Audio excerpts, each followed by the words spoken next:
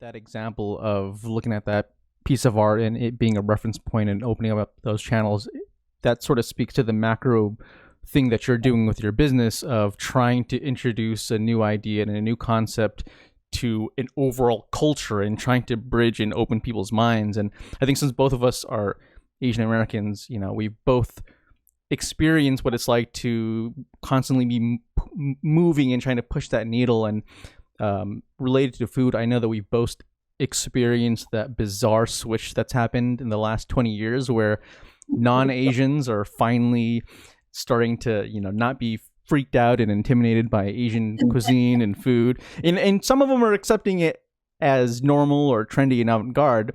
Yeah. But my question is, what parts of Asian cuisine do you think have been overdone and whitewashed and bastardized? And which ones do you think are being overlooked and unappreciated? Oh man. Because I know you have there's a specific thing that you have. I know there's a specific dish that you have that you've written about, but I want to know sort of the spectrum of how you feel about this whole category. So here's the funny thing about that is that if we talk to our parents and the thing, especially the generation that's before us, Mm-hmm. and in this case, of course, they're my folks and relatives who immigrated to the States. Mm-hmm. I mean, my parents came over in 73. They came over, my dad really wanted to be in New York. And so it was one of those things where they marvel at the fact that, kimchi has now become socially acceptable, and like, I always have to laugh. And so does my husband. We both laugh at the fact that, it was okay once you said it was okay, that kind of Mm-hmm. thing. So Mm-hmm. my uncle was a surgeon when he came to the States. May he rest in peace. But he lived in Pittsburgh at the time, and he was saying that children would follow him on the street, and his colleagues would also kind of say that, like, oh, his breath smells like, garlic, that kind of thing. Wow.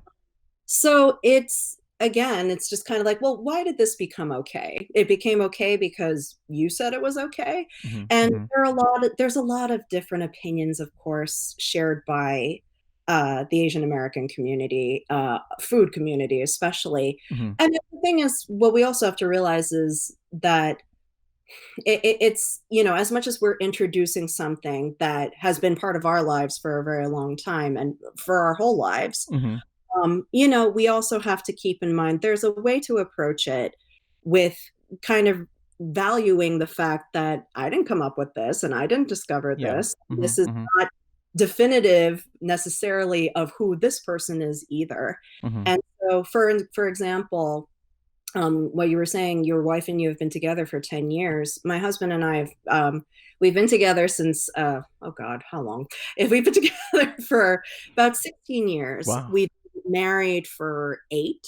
Mm-hmm. He's half Taiwanese, half Colombian. He introduced me to a lot. I introduced him to a lot. Mm-hmm. But I will never, ever claim to know everything about his culture or both of his cultures, Yeah. purely based on being with him or being with his family or having had his food. Mm-hmm. We're completely, we've associated ourselves or we've introduced ourselves to it. We've enjoyed it. And what I'm hoping people realize is enjoy it, love it like we do. That's totally great.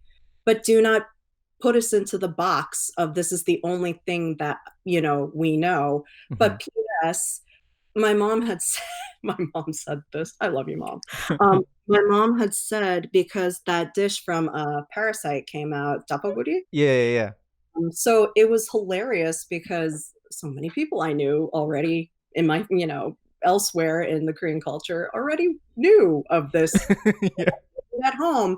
And or they didn't, But then what we all had to laugh at, and we've laughed at this constantly, is how it's being priced basically at restaurants. Mm-hmm. And so we're talking to my parents about this. Now, keep in mind, once upon a time, they couldn't find kimchi in New York City, and that Yeah. they did was in Manhattan, that kind of thing, and it Yeah. Yeah. this big. Um, and it cost a lot, but it was hilarious because she said to me, she goes, "So what? Let them pay for it." She was like, "Let them pay for it. We need our money too." And I was like, I never thought of it that way. But okay. I mean, here I am the person I am basically going like, I can just teach you guys how to do this. And so I did a live lesson on Facebook. I was like, check it out, guys. All you got to do is sear this and do the noodles. And oh my God, it's so easy. Yeah, right. It just, like, yeah, well, it's easier for me to do. It's like, listen, everyone take your approach, but keep in mind, if it's food that didn't belong to you in the first place, you can't claim it as your own until it's actually something that you realize, yeah, I was like, I know how to make matzo balls and lots of really other wonderful dishes that are not of my culture. However, I will never claim, just me, I will never claim to be the know all be all of any sort of culture just because I make a dish from yours. Yeah, yeah. And that's what people need to remember. So, and let's be honest, they don't. So, yeah. Now, this weekend, I was actually I was watching some of your YouTube videos, which got me thinking about how YouTube over the last few decades has really been a renaissance for independent food creators and vloggers and educators. There's people like Cooking with Dog or Emmy Made in Japan or Mark Wiens or Mangchi. And, prior to them, a lot of the legends of food media were like Anthony Bourdain or Julia Child or Martin Yan or Emerald. In 10 or 20 years' time, who do you think will be considered the legends of sort of the millennial YouTube era of food? Oh, wow. I don't know. Like, who do you think is making a lot of waves right now? Who do you think is transforming a lot within the space? Is this exclusively on YouTube or just? No, just I guess just food culture and. Okay. I can only speak for myself, but there's just so many, and I'm going to name a lot of the ladies out there who I've had the pleasure of interviewing over the years. And oh man, El Simone, who actually works for America's Test Kitchen actually right now. She, I think, is going to be really somebody who is a voice. Michael Twitty, who's he's done amazing work in just trying to reach people about Jewish culture and Black Jewish culture. My homegirls who are, my Asian American ladies, what was it? Rachel Koo is one. She's from the UK, but she's kind of reaching people on another level with a lot of European food. And also, let's see, Esther Choi, who owns Mokbar in New York City. I've been actually ordering ice cream from two amazing POC women who are the best. And so it really is just, what was it? Pooja Bhavishi and Hannah Bay. And the thing is, I guess to name one person, I'm not too sure about that, but I will say that it really is about how people are boldly going into being uninhibited about what this culture should be and how it should evolve, and how it isn't just about one person's voice kind of mattering more than the other. I'm like, if you are actually like valuing the food as much as you say, you will bring somebody in and say, this was made, this is how I got introduced and this is who made it. And, I learned from them. And because it's just something that we're seeing as more of a trend right now, is that, as much as we're being introduced to all these great, wonderful contributions that Asian Americans are making, we're also not getting the, let's call it what it is, we're not getting the moolah, nor are we getting the light on it, on ourselves, that we should, and that is well deserved. And it's something I actually kind of went up to somebody at a book release party that I'd gone to a few years ago. It was a really good time. There were a lot of, major media people in there. I think I told Gail Simmons she was my Madonna. I was pretty buzzed. But I just went up to her. I was like, you're like my Madonna. I was like, wow. And so what ended, like, basically, I looked at the book, and it was one of those things where I had to ask the two people who wrote the book, I'm like, no offense, why didn't you feature any women? And so it was basically they had featured not just certain food, of course, but they had featured a lot of Asian American men. And I was just kind of like, there was one spread in the book, literally 2 pages that were devoted to, oh, these are the women that are from, this particular cuisine. I was just kind of like, no offense, but you could have done better on that. I was like, there are more of us, and I was like, we all weren't raised by chefs, but Mama helped you in the kitchen. Then you should have featured Mama in your book. Yeah. You should have featured so and so in your book. I didn't have the grandmother experience, but I was just like, if these are the gifts that have been passed down, but for to you, wouldn't you want to credit the women that gave them to you? That kind of thing. And that's just something we need to do more. It's like there's only so many spots reserved or something for the rest of us, like we're the kitten that gets plucked out of the kitten box kind of thing for Yeah, that. yeah. And so I can't really name one person, but there are a lot. I mean, there's just too many to name right now, but there are a lot of ladies and a lot of gentlemen, a lot of our POC community who are making sure they're heard. And my only request to all of them is to no free handouts, of course, but to practice what we preach and basically kind of help each other, advocate for each other, and make sure that you say, just make sure that you say what you mean and mean what you say. Yeah, I like what you're talking about, you know, really thinking about it from the perspective of these individual chefs, because so much of the way that we communicate about food culture comes from like these huge overarching categories and how we try to explain like, oh, this is the cuisine of this area and that town.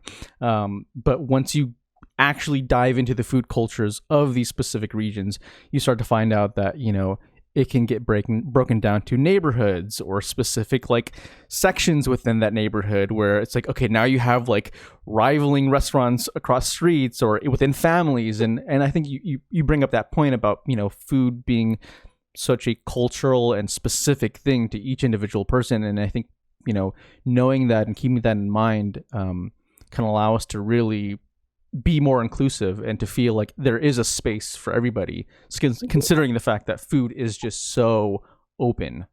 Yes. Now, for artists like you and I, our creative process is heavily influenced by our mood, our mental health. Now that we've been on lockdown for about 2 months, how has your mental health been, and how has all of this affected your day to day? It's funny. I was actually talking to my husband about this last week. So last week was our seventh week going into this, and it's a lot of ups and downs.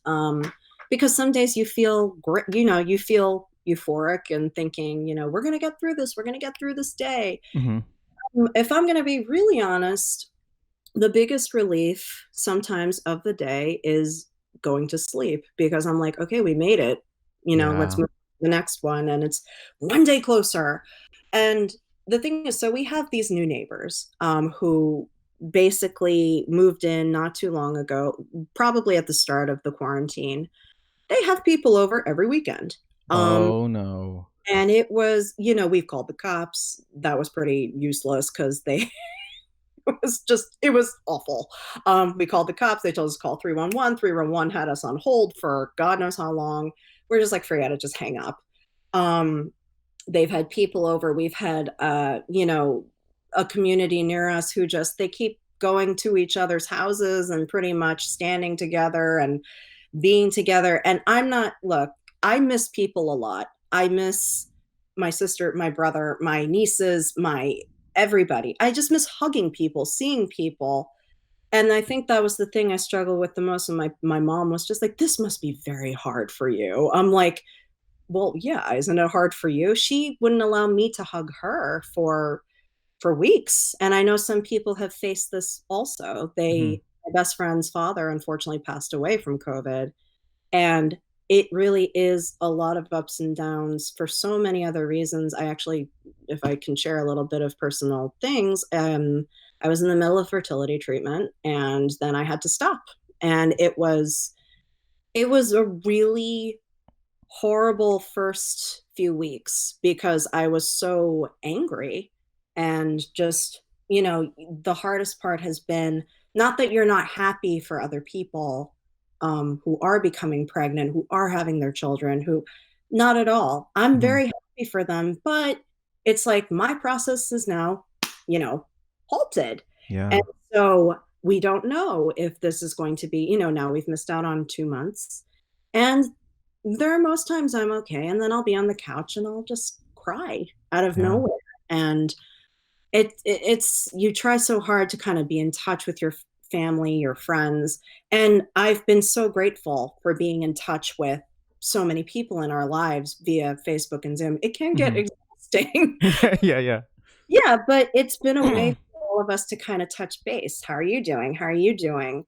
Um, but at the same time, it's like, you know, if you look at it from a certain point of view, I'm like, yeah, I don't have a job right now. I'm out and I miss my students. I miss writing. I miss being able to walk outside and not getting yelled at for, for any sort of reason or looking over my shoulder. Um, I miss going outside without a mask on. But this is, if this is, how can I word this? I was like, if this is what needs to be done, Mhm. so that there can be a time where we do not have to worry about this. I'm not going to be that asshole who's completely selfish and is Yeah. going to say, well, this is an inconvenience to my life. I'm like, damn right, it's an inconvenience to our lives. So let's do what we can to not have it be an inconvenience. But the best thing that I've been trying to do is just keeping my hands busy, just so, because my brain is on overdrive. I don't know about yours. Oh yeah. Oh yeah. I haven't been able to sleep as well because it just won't shut up. And it's like in the beginning, I was trying to be proactive, creative, just like this is the time we can finish, Yeah. Yeah. I can finish my cookbook and I, help parents who are like, what am I going to do with my kids? Uh-huh. Uh-huh. I did, live lesson after live lesson. I was like, okay, guys, we're going to do games. We're going to do cooking. We're going to do, a visual storytelling. I don't know if you can see on the wall, but Oh that was wow. something that I did. And so there were just a number of things. And then, oh God, after 2 weeks, I burned out like really quickly. And it was like the depression or something just took over. And I was just kind of like, I can't do this right now. I know I should, but then you take everything day by day. It's like, if we look at this so broadly at this point, we will go crazy. And Mm-hmm. that when you are an artist, you're already kind of, you're kind Mm-hmm. of Oh so yeah. Oh yeah. you want to be able to come out of this. And if you got to dig deep, which many people have had to do because, many people are unemployed now and they don't know when they're going to go back to work. And, I know I'm in a good place. I know I have a husband who still has his job. And I know that, we'll be able to make the rent in our place. I know these are the things to be thankful for. At the same time, you wish that it was enough, Yeah. pretty, to put your soul down and say it's okay. Like things are gonna, you just got to say you're okay. I also have been making dance videos to try to cheer people up, and it's just, if that's the one thing I can do for now, is like, if I can't smile, I'm hoping to make somebody else. So that's what's getting me through, pretty much. Yeah. I mean, that really is the mindset that I've had to develop. Like I'm sort of in that same boat. Like, oh, lockdown, sweet. Like now I have all this time. I can meet with people on Zoom, and I'm gonna strat like, oh, this is the time to grind. But Exactly. it's like that momentum is just like it went downhill so fast. And obviously, like I have my moments where like some days, maybe I'll watch something and I'll get a little bit excited, or I'll have a good breakfast, and but it's like overall, I totally feel that sense of I just need to get through the day. I can't wait till my head hits the pillow and I'm like I knock out, and I just want to wake up and hope that the next day is just a little bit better. And you really have to kind of just take it day by day, and not pressure yourself to have to be as productive as it used to be. And I think sometimes it's so easy to just, you know, look at how little you're doing and you're just like, oh my God, I could be doing so much. But I think, like you said, to be thankful and to realize, like, I know it's corny, but it's like, it really could be worse. And I know people in my own circle of friends who are going through like, the worst. And so, it's this weird sensation of being grateful and like eternally grateful, but at the same time feeling like this sense of dread that something's going to happen to you. Yeah, Obviously, absolutely. I want to hear more about everything you're going on, Yeah. that's going on with you, with the quarantine and the lockdown. But we'll go ahead and take a quick commercial break. We'll be right back.